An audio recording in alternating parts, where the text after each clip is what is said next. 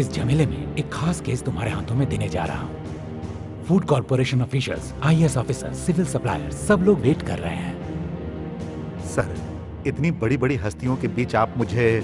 Wait, पहले documentary देख लो। Operator on करो। आजादी की आंधी चारों तरफ चल रही थी 1942 में। इस दृश्य को ना देखा हो ऐसा शायद ही कोई था। थोड़ा थोड़ा करके भूख से बिलखते हुए बच्चे, बूढ़े, जवान एक एक करके दम तोड़ रहे थे।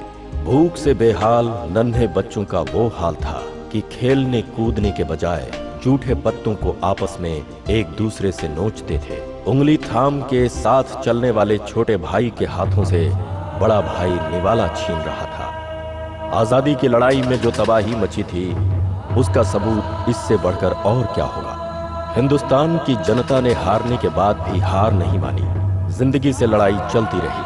हिंदुस्तान के गरीबों की प्यास और आंसुओं की कहानी उस दौर से लेकर आज तक लिखी जा रही है। माँ की आखिरी सांसों में भी एक नन्हा दूध की बूंदें तलाश रहा है। इस तरह वो प्यास से तड़प के शहीद होने वाले कितने भारतीयों के आंसुओं से इस देश की कहानी लिखी गई है। आजादी के बाद हमारे इस देश भारत में 1950 में 50 मिलियन टन अनाज की उत्पत्ति न होने की वजह से विदेशों से हमें आयात करनी पड़ी। बारिश न आने की वजह से पूरे देश में अकाल की हाहाकार मच गई।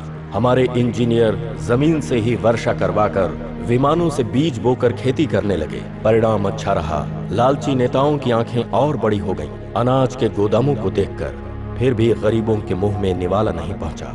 मेहनत करने के बावजूद उन्हें भूखा पेट सोना पड़ता था। इन सब के जिम्मेदार जमाखोर हैं ये लालची दरिंदे। एक वक्त ऐसा भी आया कि जब उड़ीसा में बच्चों को एक वक्त की रोटी न मिलने की हालत में मूंगफली के दाने खाकर ही उन्हें वक्त गुजारना पड़ा। उस मूंगफली से ही वो अपनी भूख मिटाकर बच्चे खुश हो रहे थे, मगर घर के बड़े लोग भूख के मारे तड़प तड़प कर अपनी जान दे रहे थे।